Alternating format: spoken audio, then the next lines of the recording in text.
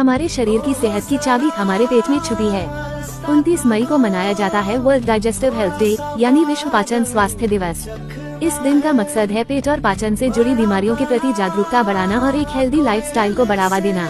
एक स्वस्थ पाचन तंत्र देता है बेहतर इम्यूनिटी, साफ त्वचा, अच्छा मूड और तंदुरुस्त शरीर। रोजाना की डाइट में जरूर शामिल करें कुछ पेट फ्रेंडली चीजें। फाइबर से भरपूर फल जैसे सेब, पपीता, केला, हरी पत्तेदार सब्जियां जैसे पालक, मेथी, सरसों, दही, छाछ और घरेलू प्रोबायोटिक चीजें।